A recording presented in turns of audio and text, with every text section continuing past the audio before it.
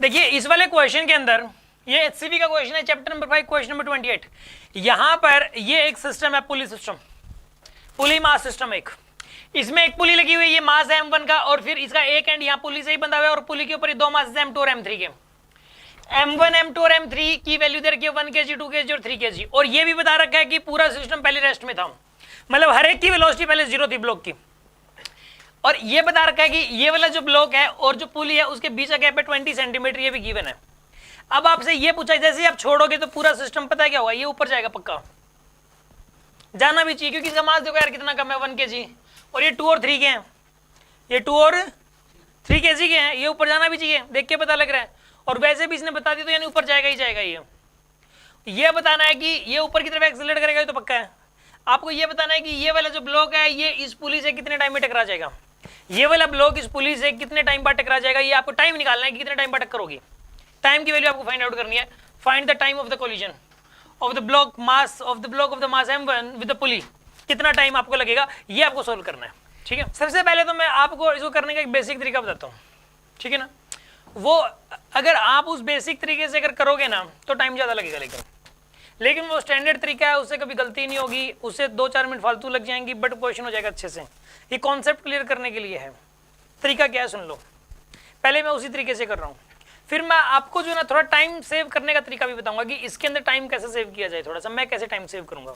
ठीक है, सुनो आप, इसके अंदर आप एक काम करो, सबसे पहले तो देखो बेसिक तरीका इसी के ऊपर है ना, आपको बेसिक तरीके पे अगर क्वेश्चन में कुछ ट्विस्ट कर देगा या कैसे भी कर दे, कितना भी घुमा दे फिरा दे, 1-2 पुली जोड़ के 2-4 ब्लॉक और लटका दे, तो वो बेसिक तरीका हमेशा ही काम आएगा।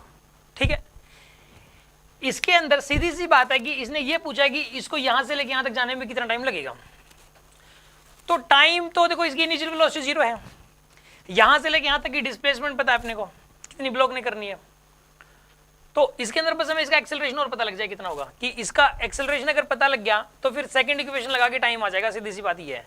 तो हमें इसका एक्सेलरेशन पता करना है। अब इसका जो एक्सेलरेशन है वो देखो तीनों का ही निकलेगा, फिर तो a1 a2 a3 मान लेते हैं, तीनों का एक्सेलरेशन आ जाएगा। एक स्ट्रिंग में टेंशन t की फॉर्म में कर लेते हैं पूरा, इसमें t मानेंगे तो इसमें 2t आ जाएगा, इसमें t मानेंगे तो t/2 हो जाएगा, वो तो ठीक है, टेंशन t मान लेंगे हम लोग।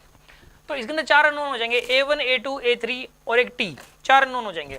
एक तो इसका एक्सेलरेशन, एक इसका एक्सेलरेशन, एक इसका एक्सेलरेशन और एक टेंशन होगी t, 4 अननोन हो गए।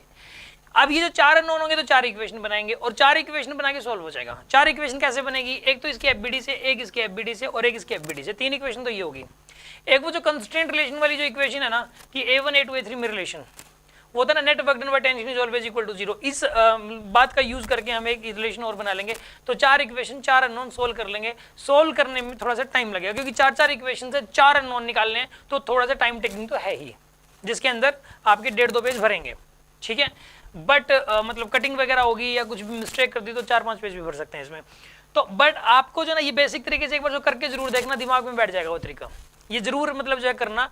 फिर इस क्योंकि जो पेपर में आएगा वो इसे ईजी क्वेश्चन ही आएगा, इसके अंदर कितना भी ट्विस्ट कर ले आपको लगेगा यार एचसीवी का मैंने वो क्वेश्चन कर दिया था तो ये तो मैं कर ही दूंगा, ऐसा ही लग रहा है, लोग लटका रखे हैं और पुली लटका रखी है बस, और वो तो मतलब इतना मतलब बड़ा क्वेश्चन था वो मैंने कर दिया था तो मैं कर ही दूंगा। आपके अंदर कॉन्फिडेंस आ जाएगा ये क्वेश्चन करने से। तो आप एक बार इसे खुद से जरूर, ये मैं समझा दूं अभी, बट आप खुद से ट्राई करके देखना इसको। अब सुनो, पहले तो मैं इसी तरीके से इक्वेशंस बना के दिखा रहा हूं आपको। सबसे पहले तो आप ऐसा करो, इसमें अगर टेंशन t मानोगे तो इसमें t/2 माननी पड़ेगी ताकि इस पे नेट फोर्स 0 हो जाए। तो आप ऐसा करो, इसी में t मान लो, आप इस स्ट्रिंग में टेंशन t मान लिया आपने, इस स्ट्रिंग में टेंशन t मान लिया आपने, तो अगर इसमें t मान ली तो इसमें कितनी हो जाएगी टेंशन 2t, इस स्ट्रिंग में टेंशन हो जाएगी जी 2t। ठीक है, ऐसा कर लिया आपने। अगर इसमें t मानते तो t/2 रहती है स्ट्रिंग के अंदर फिर। ठीक है, अब सुनो, अब अगली बात, इसका एक्सेलरेशन ऐसा करो, इसका मास है 1 kg, इसका 2 kg, इसका 3 kg, इसका नीचे मान लो एक्सेलरेशन, इसको ऊपर मान लो, उस तक कुछ और आ जाए, और इसका भी ऊपर मान लो। ये a1 है, ये a2 है, ये a3 है। ये दोनों नीचे जा नहीं सकते, वैसे होकर चले भी जाएं क्योंकि ये बहुत तेजी से ऊपर आ रहा होगा, हो सकता है वो। तो a1 a2 a3 मतलब जो भी साइन आएंगे उससे पता लग जाएगा वास्तव में एक्सेलरेशन किधर हुआ है। ठीक है ना, तो हमें जो भी साइन आएंगे उससे पता लगेगा, बट हमने a1 a2 a3 एक्सेलरेशन मान लिया इसका। ठीक है, अब उसके बाद a1 a2 देखो 4 अननोन हो गया। अब यहाँ पे अननोन कितने हो गए बताइए, 4 हो गए। यहाँ पे कौन कौन से 4 अननोन बताऊं, a1 a2 a3 और टी, ये 4 अननोन है यहाँ पे, ठीक है ना। अब 4 इक्वेशंस लिखोगे यहाँ पे आप, 4 इक्वेशंस लिखिए आप। एक तो इसकी इक्वेशन लिखोगे आप, बताइए क्या इक्वेशन बनेगी इसकी, मास कितना है इसका 1 kg है, तो नीचे क्या लगेगा 10 न्यूटन। इसका मास कितना है, कितना लगेगा, इसका मास कितना है, कितना लगेगा, इसकी इक्वेशन बताओ क्या बनेगी, 2t माइनस 10 इक्वल टू क्या लिखोगे बताइए a1। इसकी इक्वेशन क्या लिखोगे बताओ, t minus 20 is equals to 2a2।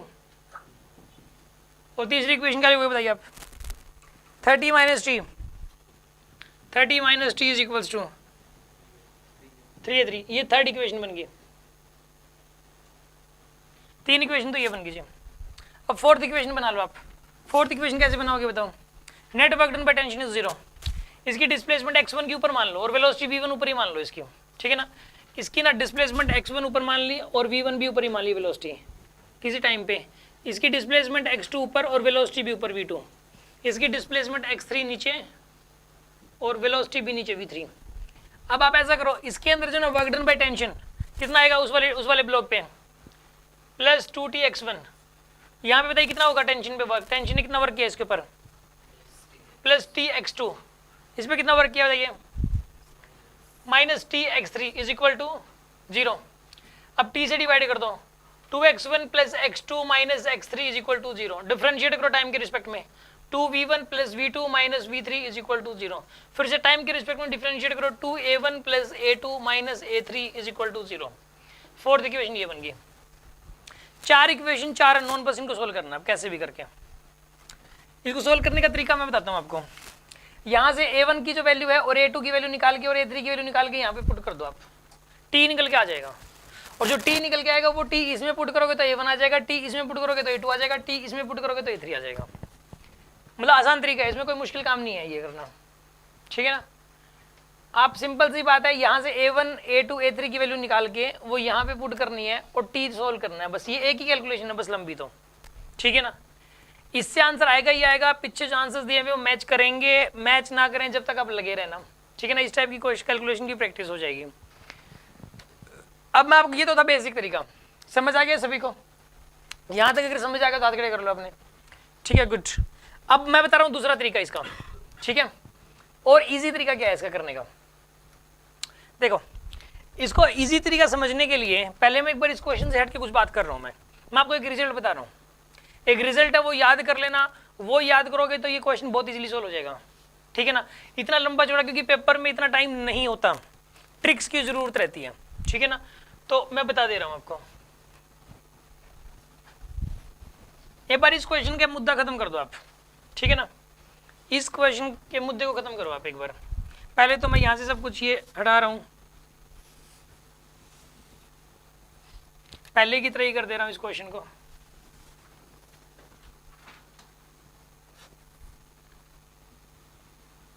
चलो टेंशन मैंने दिखा रखी है इसके अंदर, ठीक है,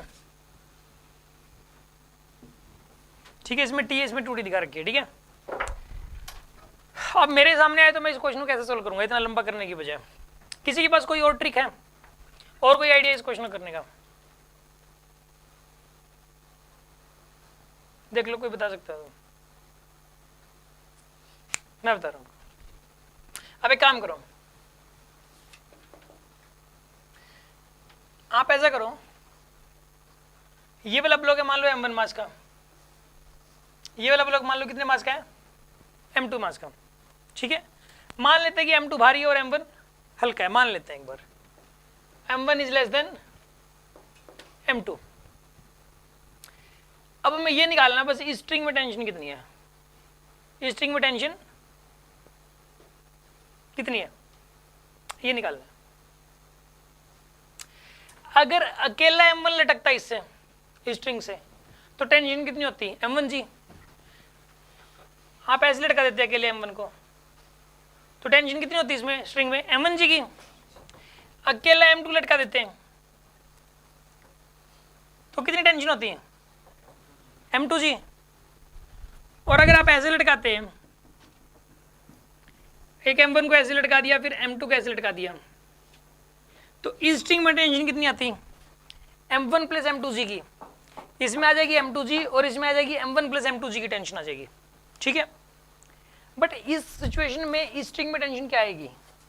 M1 M2 कुछ इस तरीके से लटका दिया आपने, अब इसमें टेंशन क्या आएगी? M1 प्लस M2G नहीं आती, क्या आती है एक बार वो देखना है, क्या आएगी टेंशन है ये समझना बस एक बार, ठीक है ना। इसके अंदर यहाँ पे जो है ना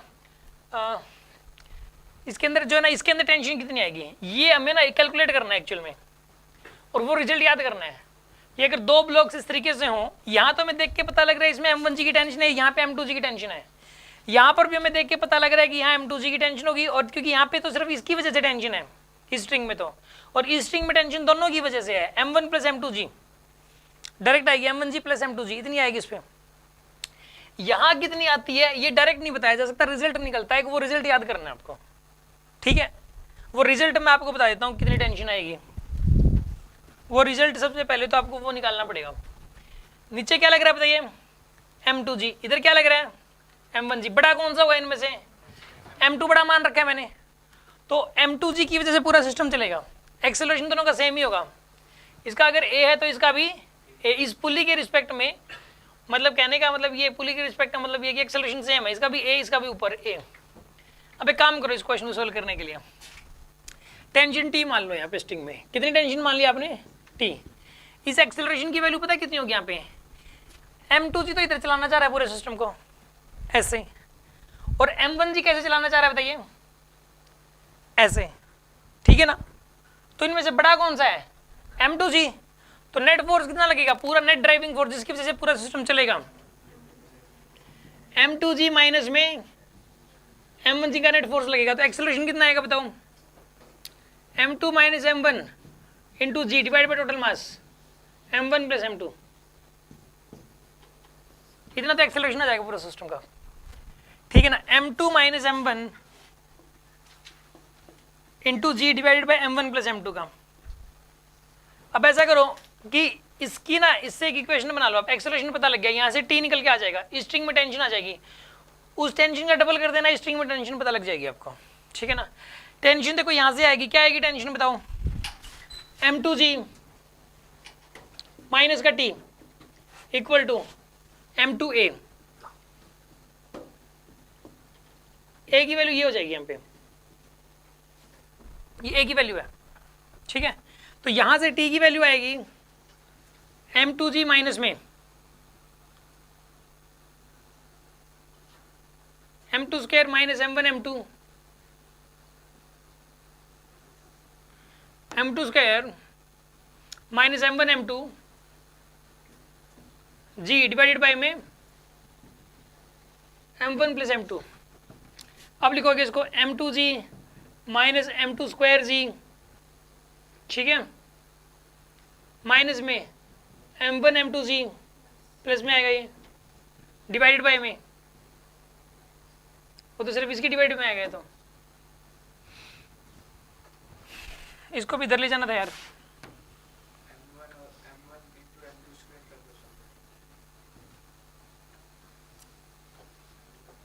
M1 M2G plus M2 square G ये आएगा divided by M1 plus M2, ये बनेगा, ये और ये कैंसिल हो गया, तो क्या आएगा यहाँ से बताइए?